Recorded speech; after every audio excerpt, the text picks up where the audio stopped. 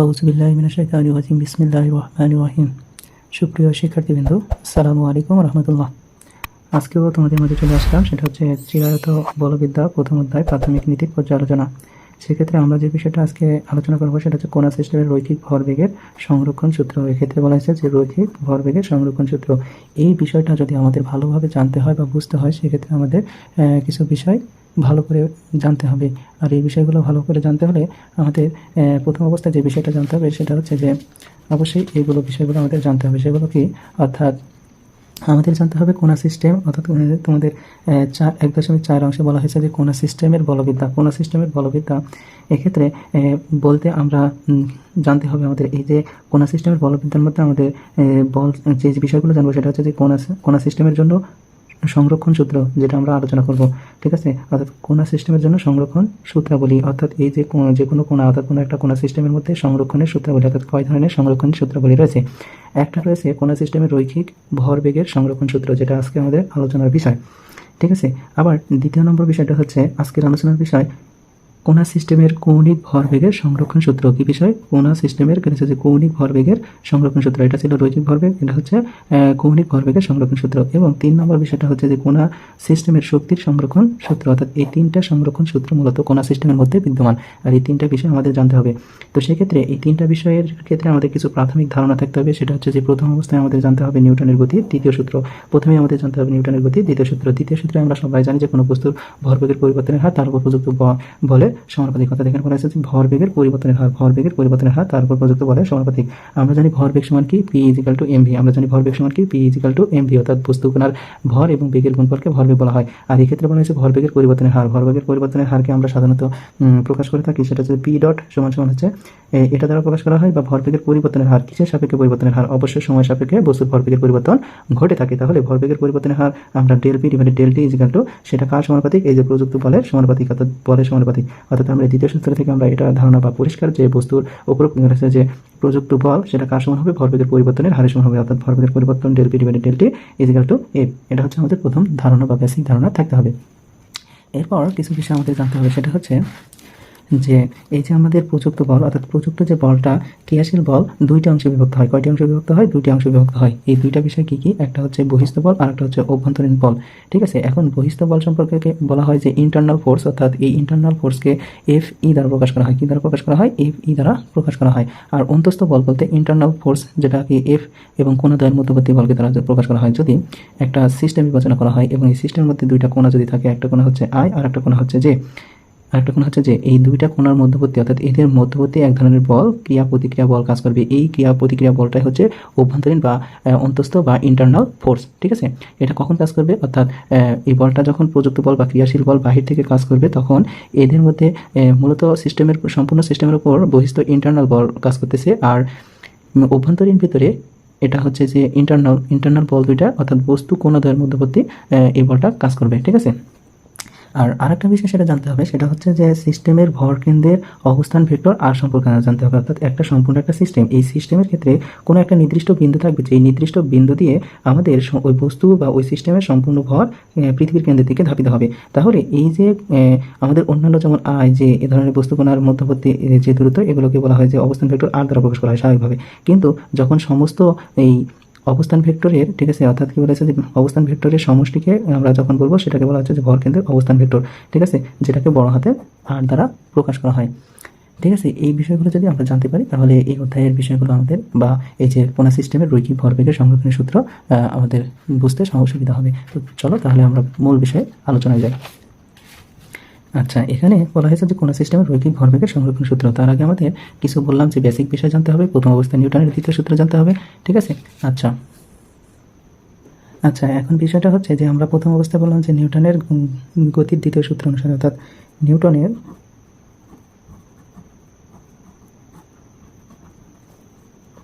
দ্বিতীয়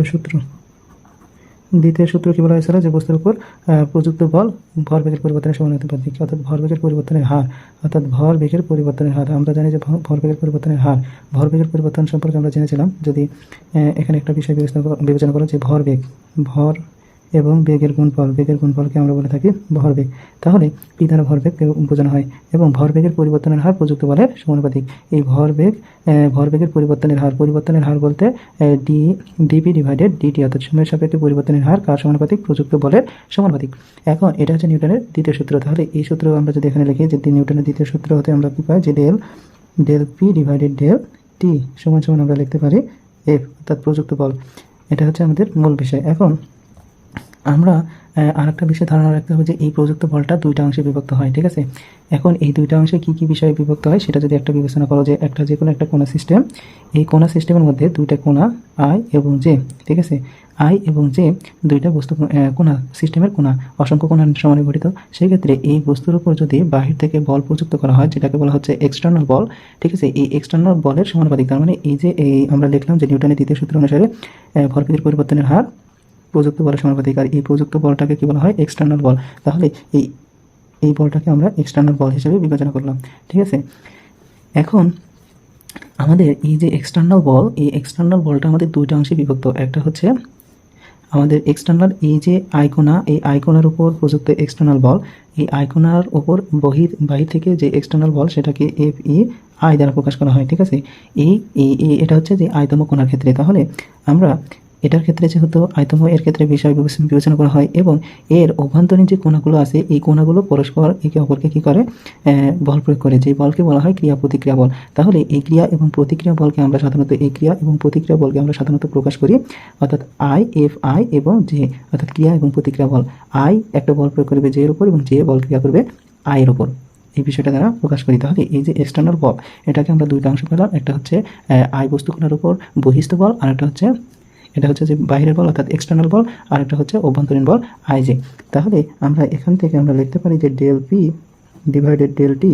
আর এক্সটার্নাল বলকে আমরা দুইটা অংশ বিভক্ত করলাম, সেটা হচ্ছে এফ ই, এটা হচ্ছে আই প্লাস এফ, অর্থাৎ অভ্যন্তরীণ বল এফ আই জে, ঠিক আছে। এই দুইটা বিষয়, কিন্তু এটা হচ্ছে যে আয়তম কোণার ক্ষেত্রে, কিন্তু আমাদের জানতে হবে কি এই সম্পূর্ণ সিস্টেমের ক্ষেত্রে। তাহলে সম্পূর্ণ সিস্টেম বলতে এখানে সামেশন দিলাম, ঠিক আছে, সামেশন ব্যবহার করলাম।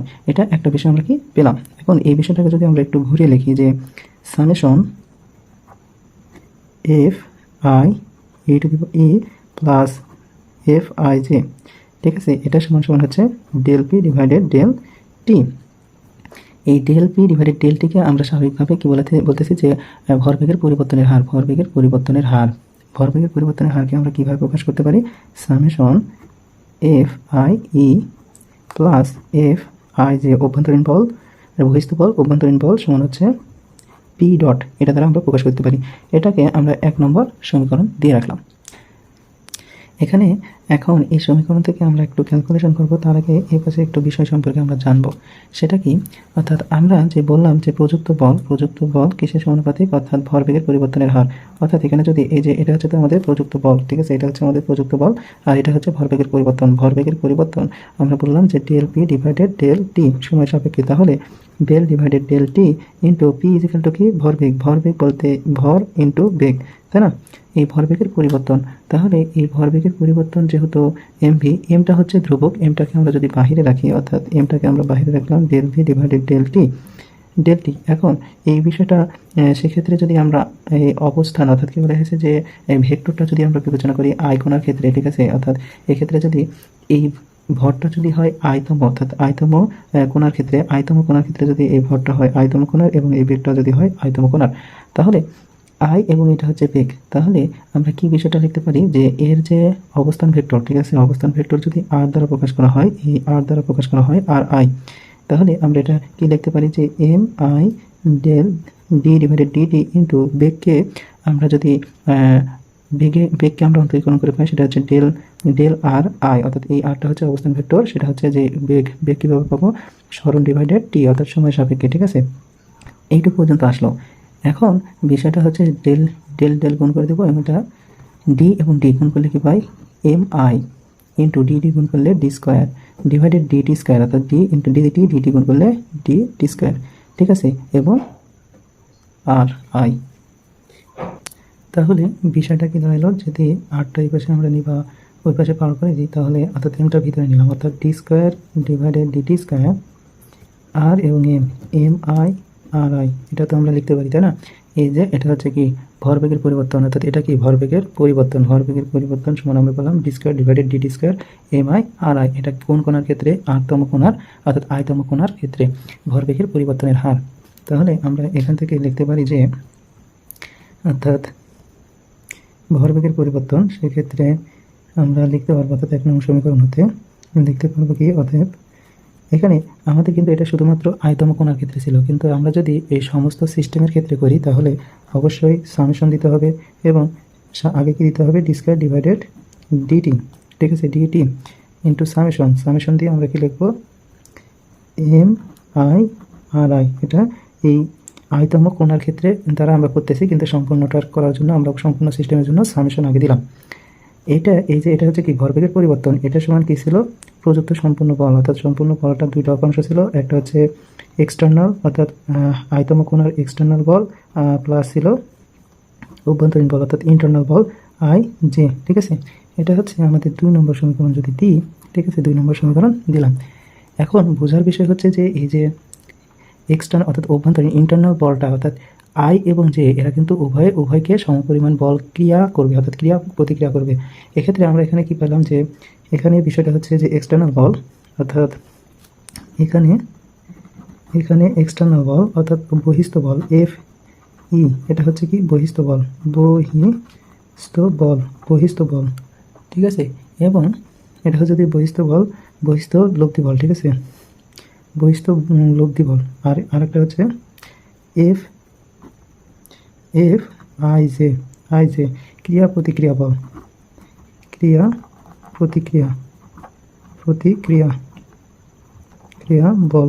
প্রতিক্রিয়া বল কেন বললাম? এই আই জেটা হচ্ছে আয়তম কোণার ক্ষেত্রে এবং জেতম কোণার ক্ষেত্রে ক্রিয়া এবং প্রতিক্রিয়া বল। সেক্ষেত্রে আমরা যদি লিখি এফ আই জে প্লাস, ঠিক আছে, প্লাস এফ আই জে, একটা ক্রিয়া বল হলে আরেকটা হচ্ছে প্রতিক্রিয়া বল, যা মাইনাস, যার ফলে প্লাস মাইনাসে কেটে যে 0 হয়ে যায়। অর্থাৎ আমাদের এই যে internal ball F I J, এটা কিন্তু আমাদের কী হয়ে যাবে? শূন্য হয়ে যাবে। তাহলে আমাদের মূল বিষয়টা কী থাকতেছে? অর্থাৎ এই 2 নম্বর সমীকরণ থেকে আমরা কি লিখতে পারবো? অর্থাৎ আমরা লিখতে পারবো D square divided DT square summation দিলাম, অর্থাৎ এখানে এম আই আর আই, ঠিক আছে, আর আই সমান সমান আমরা এটা সমান 0 হয়ে যাবে, তাহলে আমরা পাবো এটা, অর্থাৎ সামেশন এক্সটার্নাল বল, শুধুমাত্র এক্সটার্নাল বলই থাকবে, এক্সটার্নাল বল অর্থাৎ এক্সটার্নাল বল বলতে এখানে সম্পূর্ণ বলটার বিষয়টা বোঝানো হয়েছে, ঠিক আছে। এক্সটার্নাল বল সিস্টেমের ভারকেন্দ্রের অবস্থান ভেক্টর সম্পর্কে আমরা জানতে হবে। অর্থাৎ এই যে একটা সিস্টেম, এই সিস্টেমের একটা ভারকেন্দ্র থাকবে, এই ভারকেন্দ্র অর্থাৎ যেখান দিয়ে আমাদের সমস্ত কণাসমূহর ভর নিজ দিকে ক্রিয়া করবে, এই ভারকেন্দ্রের ভেক্টর সম্পর্কে জানতে হবে, যেটা হচ্ছে আর। অর্থাৎ সিস্টেমের ভরকেন্দ্রের অবস্থান ভেক্টর, সিস্টেমের ভারকেন্দ্রের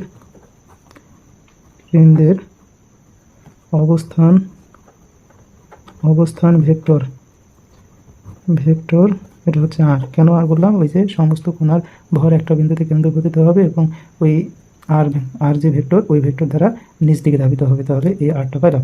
এখন এই আরটা যখন আমরা পাইলাম, এই আরটা আমরা লিখতে পারি, সেটা হচ্ছে এই আরটা হচ্ছে সেক্ষেত্রে যদি আয়তম কোণার ক্ষেত্রে বিবেচনা করি, তাহলে আমরা লিখতে পারি summation M I R I.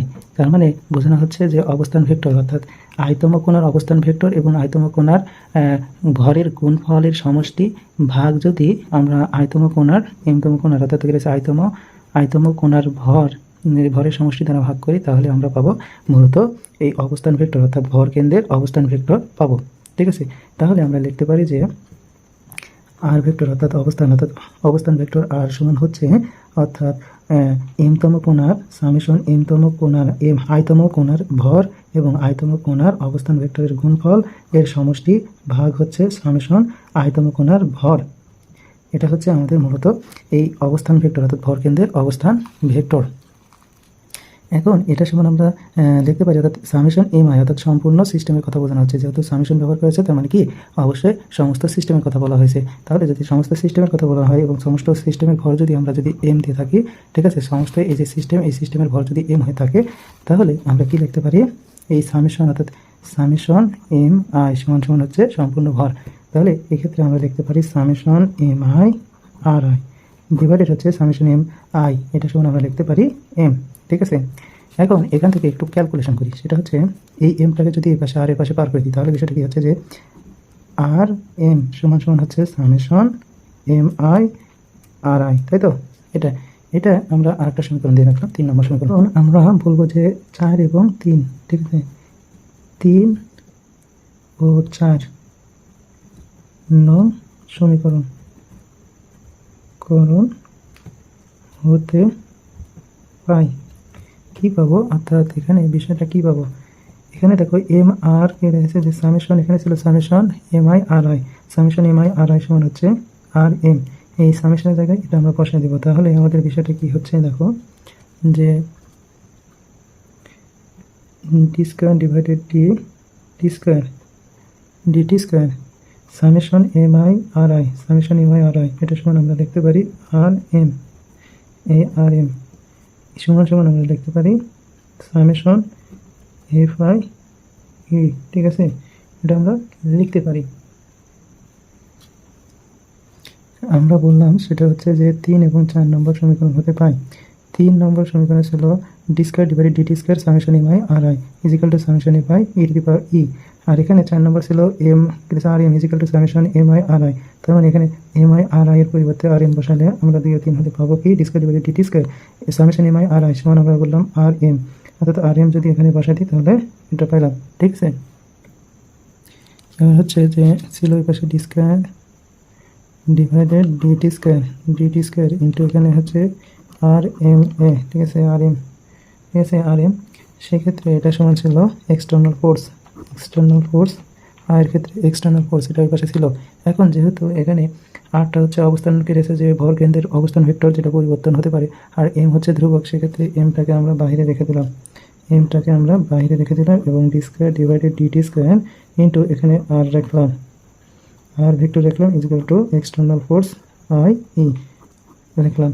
এই অবস্থান এটা হচ্ছে আমাদের মূল বিষয়ে, এটা হচ্ছে ভরকেন্দ্রের, অর্থাৎ এটা আরেকটা সমীকরণ দিলাম আমরা, এটা হচ্ছে 5 নম্বর সমীকরণ। তাহলে 5 নম্বর সমীকরণ থেকে আমরা বলতে পারছি যে এক্সটার্নাল ফোর্স, অর্থাৎ কি বলেছে যে এক্সটার্নাল ফোর্সটা কার সমান হবে, অর্থাৎ এই যে এক্সটার্নাল ফোর্স যে পরিমাণ হবে অভ্যন্তরীণ পরিবর্তনও, অর্থাৎ ভরবেগের পরিবর্তনের হারও সেই পরিমাণ হবে। ঠিক আছে, এটাই হচ্ছে মূলত আমাদের রৈখিক ভরবেগের সংরক্ষণের সূত্র। ঠিক আছে, এটা হচ্ছে আমাদের রৈখিক ভরবেগের সংরক্ষণের সূত্র,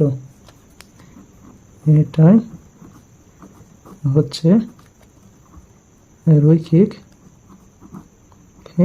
ভরবেগের সংরক্ষণ সূত্র।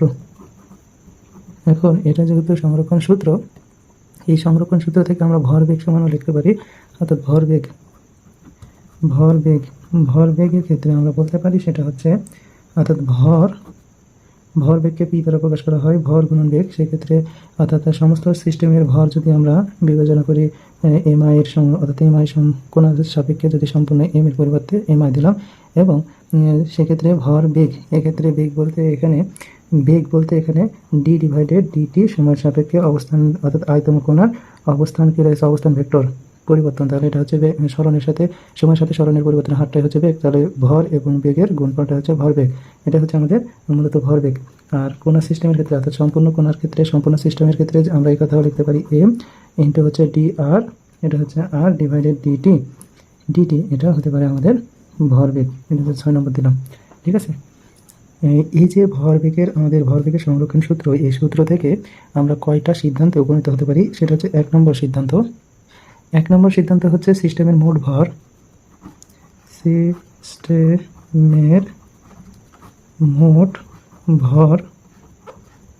ভর কি হবে, ভর কেন্দ্রীভূত থাকবে, কেন্দ্রীভূত থাকবে। ঠিক আছে, কেন্দ্রীভূত থাকবে। আর 2 নম্বর বিষয়টা হচ্ছে এক্সটার্নাল ফোর্স, অর্থাৎ এক্সটার্নাল ফোর্স শূন্য হলে ভরবেগের পরিবর্তনের হার কি বলেছে, শূন্য হবে। তার মানে এটা কি ধ্রুবক থাকতেছে, অর্থাৎ এই সিদ্ধান্ত বোঝা যাচ্ছে যে অর্থাৎ ভরটা কি ওই শক্তিটা সংরক্ষণশীল থাকতেছে। এটা হচ্ছে আমাদের মূলত বিষয়বস্তু। আশা করি তোমরা বুঝতে পেরেছো। তো সকলে ভালো থাকবে, সুস্থ থাকবে, সুন্দর থাকবে। আসসালামু আলাইকুম রহমতুল্লাহ।